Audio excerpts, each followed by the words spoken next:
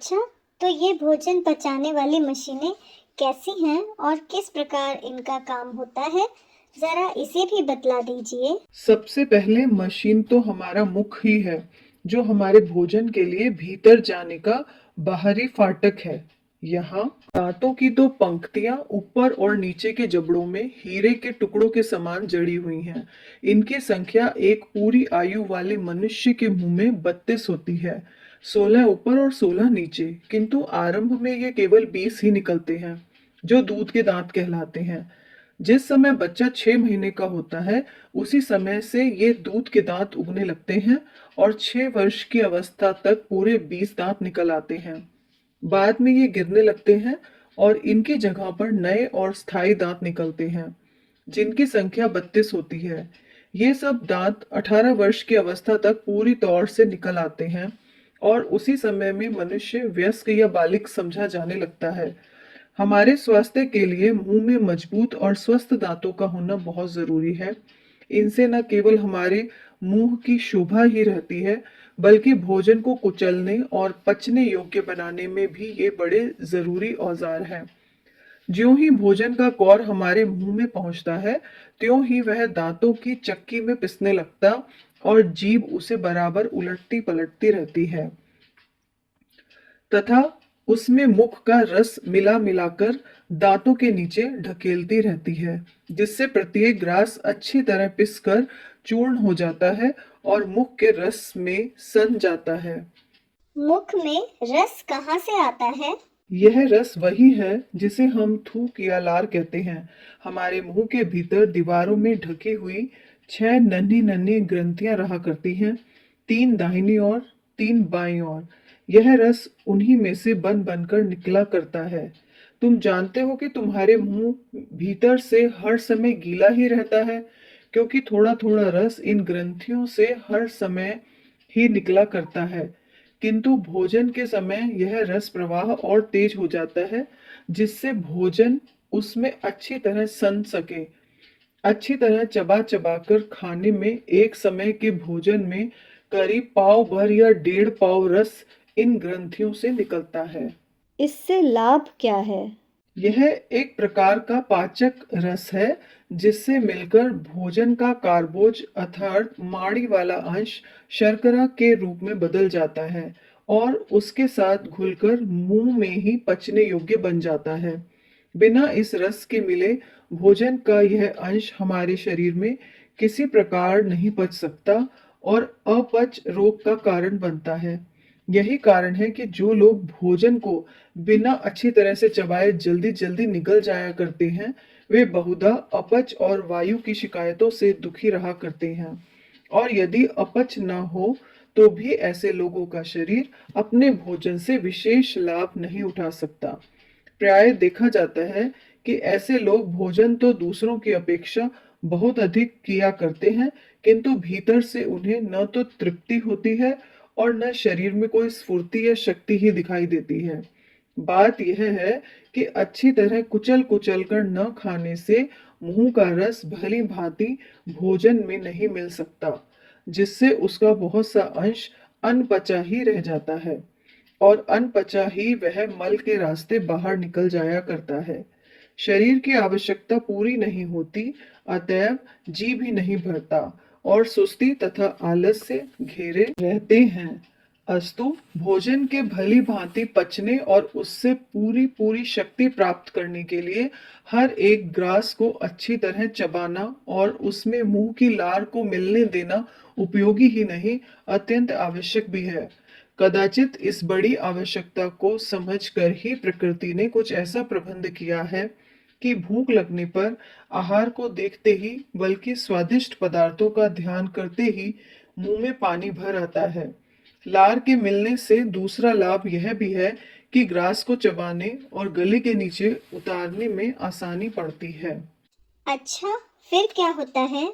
जब ग्रास दांतों के द्वारा अच्छी तरह पिस जाता है और मुख के रस में सन जाता है, तब वह गले के अंदर एक नली में निगल लिया जाता है, जो उसे तुरंत पेट में उतार देती है। यह नली भोजन की नली कहलाती है। इसके अतिरिक्त इसी से सटी हुई सामने की तरफ एक दूसरी नली भी होती है, जो वायु नली कहलाती है और जिसके द्वारा श्वास की हवा नाक से होकर फेफड़ों के अंदर जाया आया करती है। इन दोनों नलियों का मुंह आकर गले के अंदर खुलता है, किंतु फिर भी यह ईश्वर की कारीगरी का एक अद्भुत चमत्कार है कि जो भोजन या पानी हम गले के अंदर निकलते हैं, वह सदैव भोजन की नली में ही जाता है और वायु की नली में नहीं जाता। यदि कहीं वह वायु की नली में चला जाए, तो उसी क्षण हमारा दम घुट जाए और हम मर जाएं। अच्छा, तो इसमें तरकीब क्या की गई है? तरकीब बहुत बढ़िया है। वायु नली के मुंह पर एक ऐसा ढक्कन लगा रहता है जो हर समय तो खुला रहता है, किंतु ज्यों ही हम कोई ग्रास गले के अंदर घुटकने लगते हैं, त्यों ही वह दबकर बंद हो जाता है और भोजन का ग्रास ढक्कन पर से होता हुआ पीछे की ओर भोजन की नली में गिर पड़ता है। इसके पश्चात यह ढक्कन फिर उछलकर पहले की तरह ऊपर को उठ जाता है, जिससे वायु नली का मुंह खुल जाता है और श्वास की हवा फेफड़ों में फिर पूर्ववत जाने आने लगती है। कभी कभी खाने के समय बोलते बोलते या हंसते हंसते ग्रास का कोई टुकड़ा वायु नली में भी चला जाया करता है। उस समय हमको तत्काल धांस चढ़ जाती है और जोर जोर से खांसी आने लगती है, जिससे वह टुकड़ा वायु नली से निकलकर फिर ऊपर को आ जाए। जब तक वह ऊपर को नहीं आता, तब तक हमारी खांसी भी नहीं बंद होती और हमारा दम घुटता हुआ सा जान पड़ता है। सचमुच तरकीब तो बहुत ही बढ़िया है। ईश्वर की कारीगरी हर जगह अनोखी ही दिखाई देती है। अच्छा, तो निगलने के बाद भोजन का ग्रास पेट में चला जाता है? हाँ, दांतों के नीचे कुचलकर और मुंह के रस से पतला बनकर भोजन का ग्रास जब निगल लिया जाता है, तब वह भोजन की नली से होता हुआ नीचे पेट में उतर जाता है।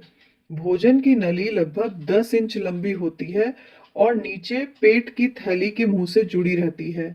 पेट की वह थैली, जो उदर अमाशय या पाक स्थली के नाम से भी प्रसिद्ध है, आकार में बहुत कुछ मशक से मिलती हुई जान पड़ती है और पेड़ों के ऊपर कुछ बाईं ओर को लेटी हुई सी पड़ी रहती है। यह थैली रबड़ के गुब्बारे की तरह बिल्कुल लचीली हुआ करती है, जिससे ज्यों-ज्यों भोजन उसमें पहुंचता जाता है, त्यों-त्यों उसका आकार भी बढ़ता जाता है और खाली होने पर वह पिचककर छोटा हो जाता है। तुम्हें सुनकर अचंभा होगा कि एक बार डॉक्टरों ने एक आदमी के पेट में भोजन पचते हुए स्वयं अपनी आंखों से देखा था। यह कैसे? बात यह है कि करीब 150 वर्ष हुए, कनाडा में एक आदमी की बाईं कोख में अकस्मात एक गोली लग गई थी। कुछ दिनों के इलाज से वह अच्छा तो हो गया, परंतु गोली का छेद ज्यों का त्यों खुला ही रहा, बंद नहीं हुआ। अतएव भीतर की चीज देखने के लिए वह छेद एक खिड़की का काम देने लगा। डॉक्टरों ने उसके भीतर झांक झांक कर बहुत दिनों तक पाकस्थली की जांच की और उसके अंदर भोजन पचने का काम अपनी आंखों से देखा। अच्छा, तो उन्हें क्या दिखाई दिया? उन्होंने देखा कि पाकस्थली में भोजन पहुंचते ही उसकी भीतरी दीवारों में एक प्रकार की गति आरंभ हो जाती है, जिससे तमाम खाया हुआ भोजन उसके अंदर घूम घूम कर मथने लग जाता है। साथ ही पाकस्थली की दीवार से एक प्रकार का बहुत सा खट्टा रस भी छूटने लगता है, जो भोजन के साथ साथ अच्छी तरह सनता जाता है। यह रस हजारों नन्ही नन्ही ग्रंथियों से निकलता है, जो पाकस्थली की दीवार में चारों ओर झिल्ली के नीचे ढकी रहती हैं।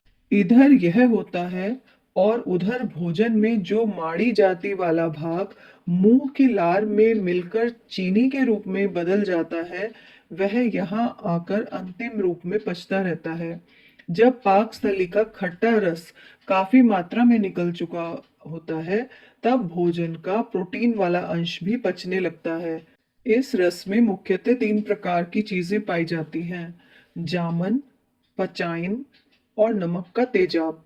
नमक के तेजाब के कारण ही यह रस खट्टा होता है और अपच रोग में जो खट्टी खट्टी डकारें आया करती हैं, वह भी इसी के कारण खट्टी हुआ करती हैं।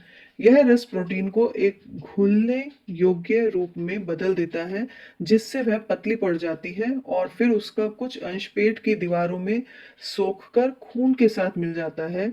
बाकी बचा हुआ अंश भोजन के अन्य भागों के साथ खूब मथ जाने के बाद मुलायम और पतला होकर पाकस्थली के दूसरे द्वार से अंतड़ियों में चला जाता है। डॉक्टरों ने यह भी देखा कि जब कभी वह आदमी कोई ऐसी चीज खा लेता था जो आसानी से न पच सकती थी अथवा हानिकारक होती थी, तो उसके पेट की भीतरी दीवारें अत्यंत प्रदाहित हो उठती थी और सुर्ख पड़ जाती थी।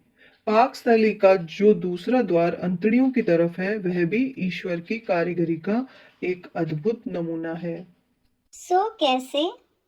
यह दरवाजा ऐसा है कि जब तक पाकस्थली की क्रिया भोजन पर पूरी तौर से समाप्त ना हो जाए, तब तक वह